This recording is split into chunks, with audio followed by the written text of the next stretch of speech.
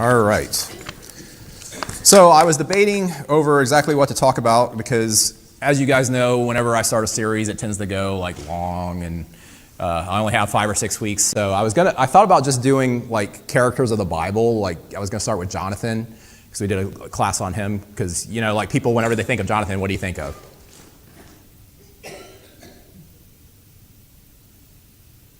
Nothing?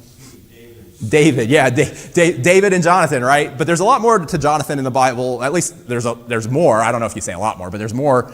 Jonathan kind of has his own story, and it's pretty cool. But I decided against that, and we're gonna go to Jimmy did a class on the epistles of Paul, the letters of Paul, and so I thought, well, we didn't do Peter yet, so I'm gonna do 1 Peter. And I could do 2 Peter if we have enough time, but I'm guessing that just knowing the way things go, I won't have enough time for that. But we're going to start Peter. So first off, who wrote 1 Peter? Tough question. James. James, John, yeah. Peter, of course, he says he wrote it. He claims to have written it. As with all of the books in the Bible or the letters of the Bible, there probably is some debate. I didn't even look at it because it didn't seem worthwhile to look at it as far as debate about whether Peter wrote it or not. I remember that, I think it's maybe, was it 1 Peter that there was debate over because of some of the way that the language, like it was some people thought it was too good for Peter. Like that's not the way he talked. But like I said, I didn't even go looking at that to see what the debates were. If that were the case, anybody know what might have caused there to be a difference in the way the language is spoken between like 1 Peter or 2 Peter or the way Peter would have talked?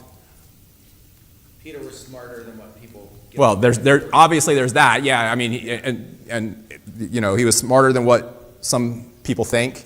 But also, a lot of times they use scribes or people to write, like they would dictate. So, I mean, if you had a certain scribe, they might write a certain way as they were doing it. So that's also a possibility there. Either way, Peter claims to have written it.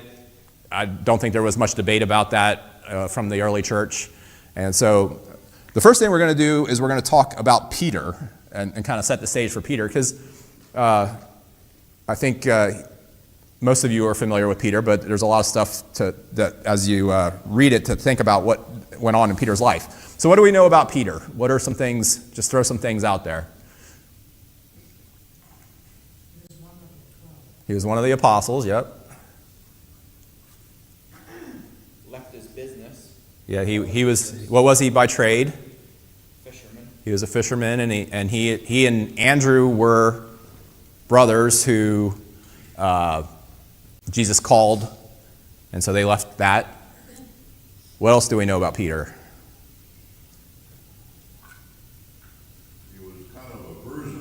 He was kind of a bruiser. Yep.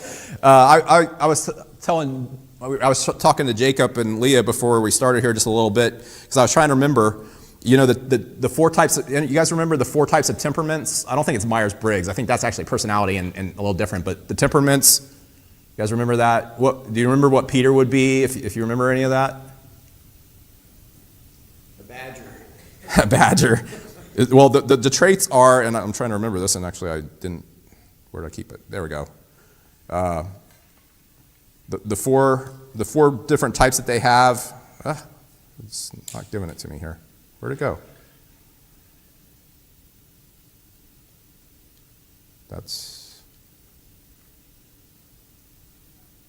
I lost it. Okay. Anyway, sanguine, melancholic, phlegmatic, and I'm forgetting one of them. Anyway, there's here it is. I found it. Choleric. Choleric is the other one. So anyway, of those, I would say Peter would have been sanguine. And here's a description of sanguine. A sanguine personality is characterized by being energetic, friendly, optimistic, and enthusiastic, but can struggle with focus, organization, and punctuality. Sanguine individuals are often outgoing, charismatic, and excellent communicators who enjoy social interaction, fun and new experiences. They excel in roles requiring creativity, vision, and people skills, such as sales or marketing, but may need help to stay on track with routine tasks. Key positive traits: social and outgoing, optimistic and cheerful, creative and imaginative, energetic and lively, enthusiastic and inspiring. Weaknesses: disorganized and forgetful, difficulty with routine, can be distracted, and struggle with commitment. So anyway, all of that just to say Peter was an extrovert. He often spoke before thinking it all the way through and often put his foot in his mouth. And we're going to kind of go through that here real quick as some of those things. There's the important thing, you know, I don't know if you've ever done any of these, the personality tests or the personality or the temperament tests or any of that sort of stuff. But the good thing that you find out about it is kind of like what your strengths and weaknesses are. And that can be important to know kind of where you can fit in and where you can help and what you maybe shouldn't do. Like, you know, I'm not a very good artist. I better not do anything that's like involving drawing or putting things together or anything, you know.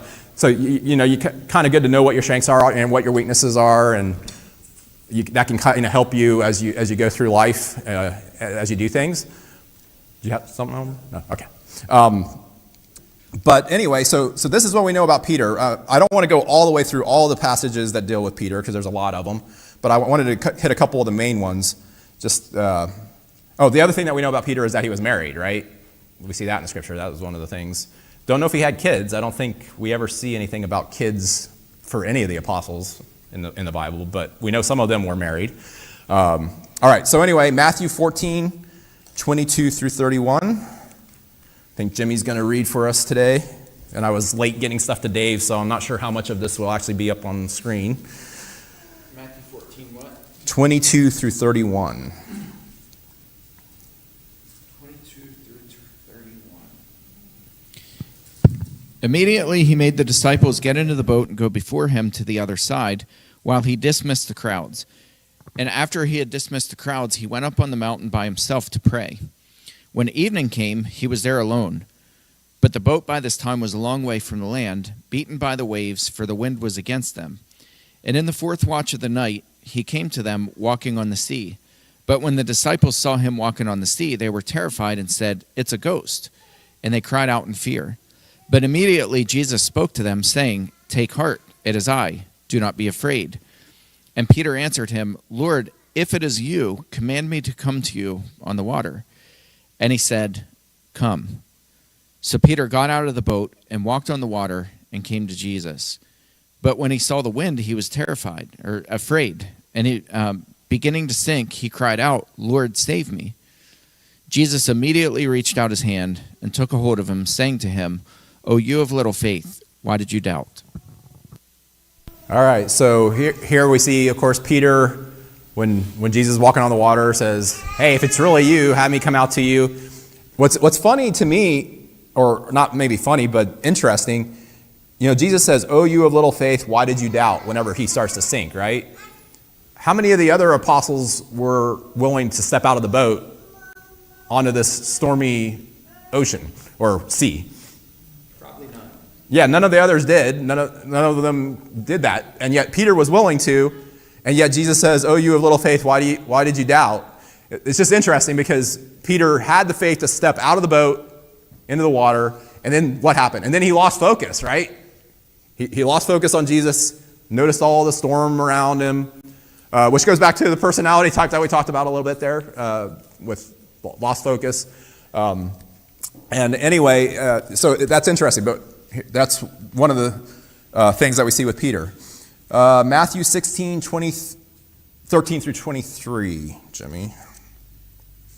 13 through 23? Yep, 16, 13 through 23. Now when Jesus came into the district of Caesarea Philippi, he asked the disciples, "Who do people say that the Son of Man is?" And they said, "Some say John the Baptist, and others say Elijah, and others Jeremiah, or one of the prophets." He said to them, "But who do you say that I am?" Simon Peter replied, "You are the Christ, the Son of the living God." And Jesus answered him, "Blessed are you, Simon Bar-Jonah, for flesh and blood has not revealed this to you, but my Father who is in heaven. And I tell you, you are Peter, and on this rock I will build my church, and the gates of hell shall not prevail against it. I will give you the keys of the kingdom of heaven, and whatever you bind on earth shall be bound in heaven, and whatever you loose on earth shall be loosed in heaven." Then he strictly charged the disciples to tell no one that he was the Christ. From that time, Jesus began to show his disciples that he must go to Jerusalem and suffer many things from the elders and chief priests and scribes, and be killed, and on the third day be raised. And Peter took him aside and began to rebuke him, saying, "Far be it from you, Lord. This shall never happen to you." But he turned and said to Peter, "Get behind me, Satan. You are a hindrance to me, for you are not setting your mind on the things of God, but on the things of man." Now, I love this little passage because what do we see here? Peter, like this is a very high place for Peter in his life in verse 17, right? Jesus asks, who do people say I am, and who do you say I am? And Peter makes the confession that Jesus is the Son of God, the Christ. And Jesus says, blessed are you because this answer came from God, and you're going to be Peter, and on this rock I will build my church. Now, and this is where some people in the Catholic religion come up with Peter being the first pope, right? And like God building his church on this rock. But what's the rock that God's building his church on? Christ. That Christ is the Son of God, and that he is the Savior for us. That's the rock. Now here's what's interesting. Okay, so Peter has this high point in his life, and then like 3 verses later, what does Jesus call Peter? Or what does he say to him? Get behind me, Satan, right? Because Peter's like, don't do that. We don't want that to happen, right? So once again, you see, like, Peter he didn't quite get it, but he said whatever he was thinking, right? He didn't quite get the whole thing. Verse 19, can you explain to me about whatever you loose on earth shall also be loosed in heaven? What's the loose part mean? Is it whatever you lose here you will not have in heaven? What does that mean? Hold on a second here. Whatever you shall bind on earth shall be, I will give you the keys, and whatever you shall loose on earth shall be loosed in heaven. I didn't really look at that to get into exactly what those words mean, but I've always thought that just means kind of like what you do here has an impact, like all the way into eternity. It has a future impact. Yeah, it has the impact of that will go into it, into eternity. I read that, but then Yeah. I just don't. Yeah, I didn't actually, like I said, I didn't do a word study to really be able to answer that fully for you, but it's just kind of like a term that they would use to talk about a very more impactful. Because I know we'll see that actually here in some of the things that they talk about and some of the phraseology. They had kind of like we do, colloquialisms or phrases that would mean certain things to people.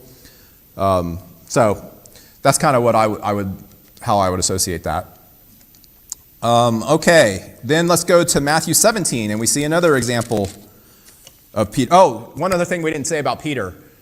We know that he was one of Jesus' best friends, right? He's always listed first in the list of apostles. There's those groupings, kind of like the groups of 3 that Jesus had within, or is it 4? It might be 4, within the apostles, and it's always, Peter, James, and John are the 3, and then sometimes there's a 4th, I forget who the 4th one is, Andrew maybe? But there's the 3 that are the inner circle, basically, with Jesus. So Peter is one of those.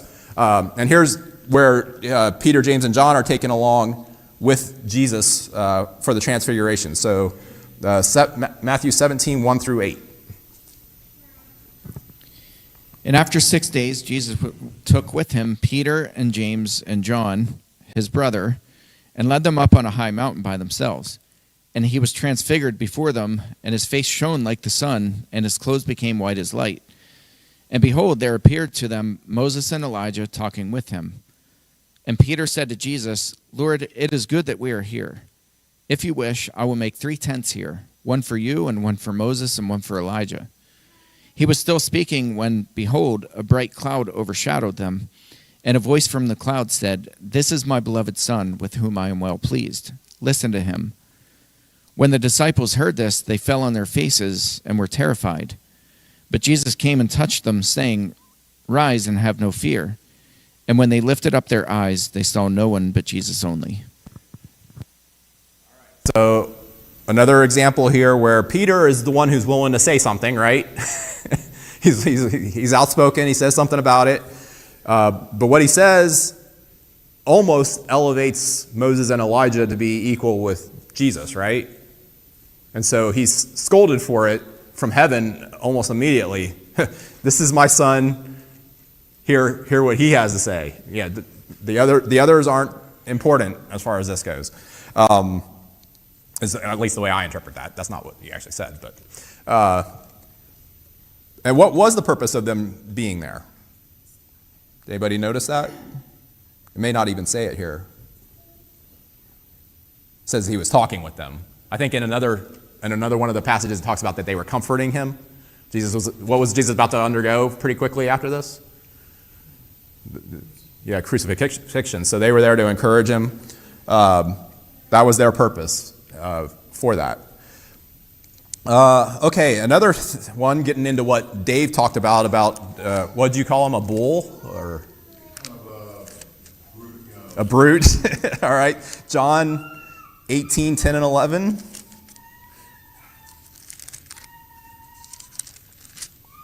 I can read that one real quick. It's pretty short there, Jimmy. Simon Peter, therefore, having a sword, drew it and struck the high priest's slave and cut off his right ear, and the slave's name was Malchus. Jesus therefore said to Peter, put the sword into the sheath. The cup which the Father has given me, shall I not drink it? So Peter, once again, is the one who actually takes action. He was an action taker and actually pulls out the sword whenever they come to arrest Jesus. Okay, and then right behind that, verses 25 through 27. Where are you, John 18? John 18, yep. John 18, 25 through 27. Now Simon Peter was standing and warming himself, so they said to him, you are also not one of his disciples, are you? He denied it and said, I am not. One of the servants of the high priest, or relative of the man whose ear Peter had cut off, asked, did I not see you in the garden with him? Peter again denied it, and at once a rooster crowed. All right, so this is a short version of the story of Peter denying Jesus 3 times. And we see that expanded on in other Gospels. But right after taking a sword out and being willing to basically die right there, right? He what happens? He denies Jesus. So you see this up and down kind of thing with Peter, like, back and forth. I think we all kind of, well, maybe not all of us, but I certainly can relate to that, kind of going up and down and having those kind of days. So we see that.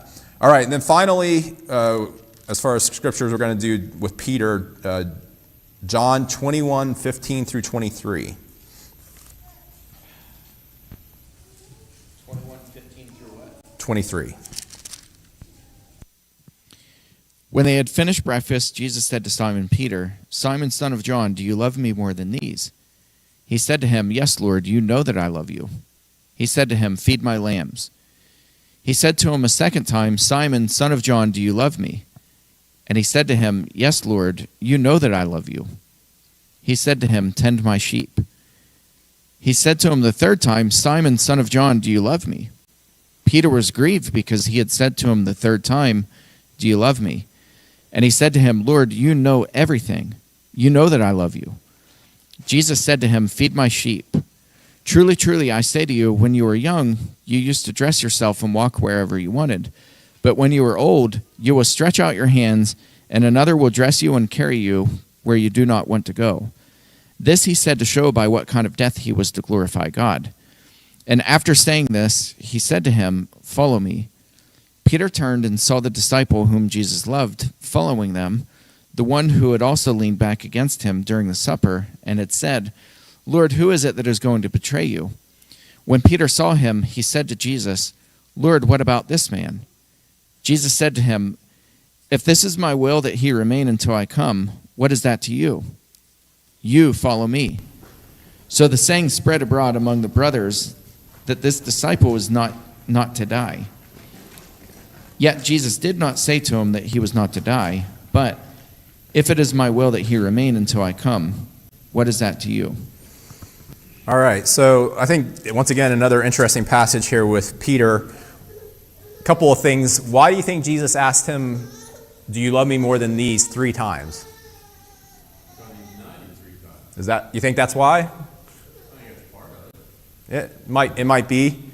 Another reason maybe, I think, Jimmy, am I correct on this? Because I don't know Greek at all, but in the Greek, doesn't Peter answer a different way than what Jesus asks? Yeah. Like he asks, do you love me agape? And he says, I phileo, love you, like I love you like a brother. And I don't know, in the last one, does Peter switch in the last one, or does he still say? Jesus switches, okay. Jesus switches, that's why, okay, I knew one of them switched. Okay, so Jesus switches to, do you love me like a brother? And Peter says, I do. I do think it obviously correlates to the denial 3 times there. But Jesus tells Peter that he's going to die, not the way he wants to die, basically. And so I think that's important as we read 1 Peter to realize that this is all the background that you have for Peter. Like he knows what persecution is, because he knows he's going to die a martyr's death at some point based off of what Jesus said. He already knows that. So think about that as you read through 1 Peter and see what Peter is saying to the Christians there. All right, anybody have anything more on Peter that you thought of or that you think might be good to talk about before we kind of talk a little bit about the letter here? Hello. Well, I just think of a couple things. I mean, in addition to that, you have, my nickname for Peter is 110, because he was always 110%. He always went above and beyond, whether he was really messing up or doing things right. Yep. But He gave all his effort. There's no doubt about that. Yeah. Absolutely. But you have Jesus washing his disciples' feet. Yeah, that one. Peter says, not only will you not wash my feet, but in the Greek, it's a double negative, which we don't have in English, but in Greek it's acceptable to emphasize a point. But then he uses the phrase "into the ages," which is our expression for forever. Yeah, you'll never ever. He says you will never wash my feet forever. In other words, you would absolutely, I think at this point Peter was actually shouting at Jesus. Yeah. Because he was that emphatic that you will not ever wash my feet. And then Jesus says, all right, then if I don't wash your feet, you can have no part of me. And then what's his response? For the wash everything. Not just my feet, but all of me. Wash every part of me. Yep. It's like an instant reversal. Yep. You have Peter's the guy walking up they're walking up the steps with John, Peter and John, and you have the beggar. And Peter's the one who stops, and he's like, look at us. Look at us, yeah. Silver and gold I do not have. What we do have, we give you. Oh, and you just made me think. What's Peter's the one who did the first gospel sermon, right? Right. Day of Pentecost. Day of Pentecost. Peter's the one that got up and spoke to everybody who was there, yeah. And then Paul rebukes Peter for undoing everything that him and Barnabas did in Pisidian Antioch. So Peter was I'm sure he wasn't even thinking about it whenever he went along with them. He started separating from the Gentiles, right? And Paul had to correct him on it, because he just fell into it. Yeah. Not just correct him, but publicly rebuke. Mm-hmm. So Peter definitely had his moments. And Peter was the one who had the vision, of the sheep. Well, and he was the one who did it. He went and taught the first sermon to the Gentiles. It's just back and forth and just not. But at the end of the day, we know that Peter became, the rock. The rock. I mean, he was a rock for God, and it was that gospel sermon, certainly the first gospel sermon, and the first time going to the Gentiles was where God started building his church from. So obviously God knew what he was saying. Jesus knew what he was saying when he said, on this rock, I'll build my church. I was going to say too, you don't get that in the English, but Peter in Greek is Petros. Right. And rock is Petra. So it's a wordplay. So it's a wordplay, and Jesus says, I tell you that you are Petros, you are stone or pebble, and on this Petra, on this rock, I will build my church. And so part of me wonders, how did he get the nickname Rock? Was it because he was hard-headed, or because he was like we think of somebody as our rock, and the scriptures use that, you are my rock, my fortress?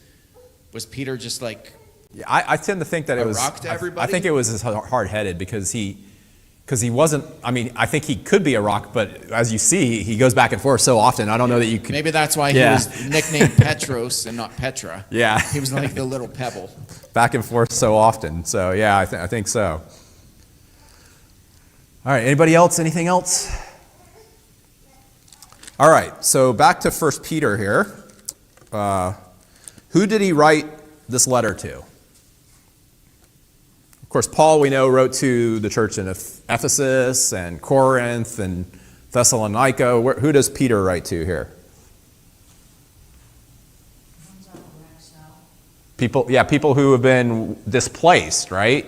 Christians, specifically Christians who have been displaced. Whereabouts? Well, they would be strangers or aliens scattered throughout Asia. What would be he lists specific regions there, Pontus, Galatia, Cappadocia, Asia, Bithynia.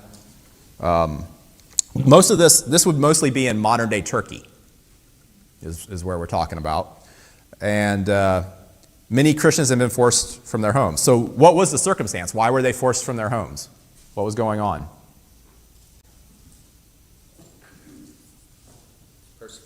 Persecution. What time period is this thought to be occurring at whenever Peter wrote this? Who was emperor? Somewhere in the 60s is where I think mid-60s is where I think most scholars place this. It'd be Nero. And yeah, it was Nero. And do you remember what caused the great Christian persecution? Oh, we got the helicopter again. The Great Fire of Rome. Yeah, that's right. So there was the Great Fire of Rome. Who was responsible for the Great Fire of Rome? Who did it? I still don't know. I'm not a historian, so I don't remember why it happened or what. I don't think it was like the cow kicking over the thing in Chicago. Yeah, I don't think it was that. Why was there a what caused the fire of Rome? It was Nero, but I don't remember why he did it or what. Why didn't he do anything he did? Yeah, nobody knows. Nero was definitely nuts. So he was looking for a scapegoat, basically, and Christianity just happened to be the perfect scapegoat because it was fairly new at this point. And this is the point at which Christianity actually becomes separated from Judaism as far as Rome's concerned. Up until this point, it was just it was considered to be a sect of the Jews. But then at this point, Rome recognizes it separately and says, we're going to persecute them. And I think most of you are familiar with some of the stuff that Nero did. And you talk about persecution, having a rat eat through you because they're heating the thing on top of you or whatever. I don't know if that's true or not. That's what I've heard, that they did that kind of torture and lit Christians up, for fire, all kinds of bad stuff. So now this is the persecution. This is one of the reasons that I kind of thought about. I don't know why that popped up. About doing Peter, the shootings that we've seen at religious places. Now, Jimmy always makes a point to say we don't know what persecution is in America. Like we haven't really seen persecution. And fortunately, even with this increase in violence towards Christians, it's not government-backed. I wouldn't say that our government is promoting that kind of stuff like what we were talking about here was going on with Rome and the Christians. There wasn't, we don't see that. We have at times seen increases in that, but right now, certainly we're not. But nevertheless, people are going to die here for their faith, and we've seen people dying here in America for our faith, and we certainly see it around the world. So, Well, and that just leads into my question. What's the main theme of the letter that Peter writes here? How to live as a Christian through the midst of suffering. Right, through persecution, yeah. In chapter 5, verse 12, Peter says that he has briefly written to encourage them and to testify of the true grace of God. So the purpose is to encourage them to stand strong under persecution and to live the way they should. So that's, even though we don't see the kind of persecution that they did in general, I think it still applies, and it certainly applies at various points to us. And we talked a lot about this whenever we went through Revelation as well, about the persecution that they were going to see and what's said. And once again, thinking about what does Peter know? Peter knows that at some point he's going to die because of this. So keep that in mind as we read through as well. All right, so that's my introduction to Peter, and we got about 10 minutes, so we'll get started in chapter 1. Let's read, how much do we want to read of it to start with here? It doesn't really have a good break. Let's do 1 through 12 and see how that goes. Peter, an apostle of Jesus Christ, to those who are elect exiles of the dispersion in Pontus, Galatia, Cappadocia, Asia, Bithynia, according to the foreknowledge of the God of the Father, in the sanctification of the Spirit, for obedience to Jesus Christ, and for sprinkling with his blood. May grace and peace be multiplied to you. Blessed be the God and Father of our Lord Jesus Christ. According to his great mercy, he has caused us to be born again into a living hope through the resurrection of Jesus Christ from the dead, to an inheritance that is imperishable, undefiled, and unfading, kept in heaven for you, who by God's power are being guarded through the faith for salvation, ready to be revealed in the last time. In this you rejoice, though now for a little while, if necessary, you've been grieved by various trials, so that the tested genuineness of your faith, more precious than gold that perishes, though it is tested by fire, may be found to result in praise and glory and honor at the revelation of Jesus Christ. Though you have not seen him, you love him. Though you do not see him now, you believe in him and rejoice with joy that is inexpressible and filled with glory, obtaining the outcome of your faith, the salvation of your souls. Concerning this salvation, the prophets who prophesied about the grace that was to be yours searched and inquired carefully, inquiring what person or time the Spirit of Christ in them was indicating when he predicted the sufferings of Christ and the subsequent glories. It was revealed to them that they were serving not themselves but you, and the things that have now been announced to you through those who preach the good news to you by the Holy Spirit sent from heaven, things into which angels long to look. All right. So, of course, Peter does an introduction and a greeting. It's a little different from Paul's, but there's a greeting there. What does it mean to you that Peter calls Christians the chosen or the elect? I don't know which. It depends on your version. I think it says the elect or the chosen. For what have they been chosen?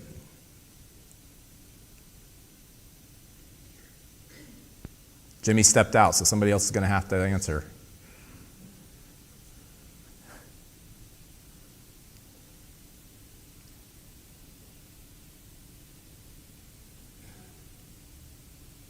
Does it mean that God picked everybody out and said you're the chosen, you're the elect? There is only one elect. There's only one elect, right? Well, there's only one Son of God, right? It's actually it's flipped. You know, some people see this scripture, and we'll read the other scripture here in Ephesians, to think that it's talking about predestination, like God set who's going to be saved beforehand, and you don't really have a choice in the matter. That's not the way I read it. It's saying those God elected, chose you, who choose to obey him, to be his children. He planned it, in other words. It was in God's plan that those who do what he says, those who accept him and obey him, are going to be his chosen, his elect. Just like what happened with Israel. Remember, he chose Israel, the nation of Israel, as his people. So at that point it was a physical thing, right? The children of Israel. But They were following what he told them to do. sometimes, but we see in the New Testament where it talks about Israel, it says not all who are Israel are Israel. What's he mean by that? He means that not everybody who's born of Israel is the spiritual Israel. So it's used both in two different ways there. So it means that Christians are special, not because of anything that we do per se. I mean, it is because of what we do and that we obey God, but not because of who we are or anything in that way. It's because Christians have elected to follow God and choose, and God chose that predestined, set from the beginning, that anybody who chooses to obey him is going to be his children, his child. What in verse 2, what does the phrase "be sprinkled with his blood" mean? Do you think? It says that you may obey Jesus Christ and be sprinkled with his blood. It's a reference to the cleansing that happened where the priest would sprinkle the blood. It's a better way to be sprinkled with blood than what they did, than what Moses did, right?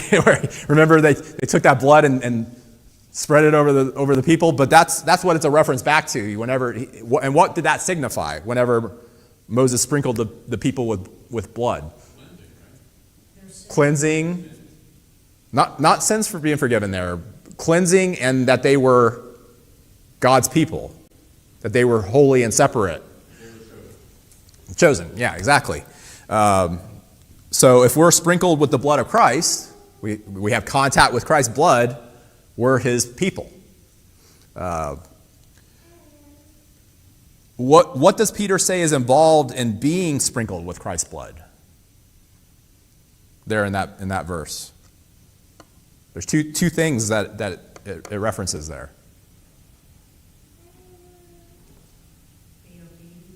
Obedience, our obedience to Christ, and not our works, the work of who? The sanctifying work of the Spirit. Now, what does that sound like to you? That sounds like a reference to baptism to me, at least to some degree.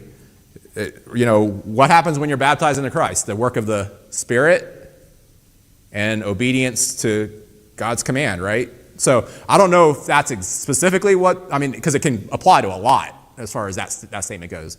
But that's what it makes me think of. But of course, that's like I said, it has a much wider reach as far as it doesn't stop at that point. If our obedience ends at being baptized, then we're not obeying. All right, we only got a couple minutes left. In what sense are Christians strangers in the world? In what sense are Christians strangers? He says, you're, where does it say it? Aliens, as aliens. You reside as aliens, or what way are we strangers? Using that as a symbol, so to speak. Yeah. Christians should be able to be seen as being separate from the world and different. And Christians are in the minority. There's more people who aren't Christian than there are Christians. So Christians know that there's something more important than just our time here. There's eternity. And so our look, our focus should be on the eternity. Okay, so we're not going to have enough time to get to Ephesians 1:3 through 14, but just to finish up here. In verse 2, this kind of corresponds. It says, according to the foreknowledge of God the Father, by the sanctifying work of the Spirit, that you may obey Jesus Christ. So it mentions the Godhead there, right? All three. God the Father and the Spirit are also mentioned. Where do we see the Godhead mentioned? In creation, right? You have God and the Father and the Spirit mentioned in the first 2 verses of Genesis. And then what do we see later on in John chapter 1? Who was the agent of creation? Jesus, right? The Word. And so Peter gives the role of each of them in redemption. God's foreknowledge. We talked about that. He knew. He set it up. He planned it. The Spirit provides sanctification of God's people. The Spirit is inspired the Word, related to the apostles and the writers there. And then, of course, the Son, Jesus, obedience and blood. And that's Hebrews 5, 8 and 9. It says, although he was a son, he learned obedience from the things which he suffered, and having been made perfect, he became to all those who obey him the source of eternal salvation.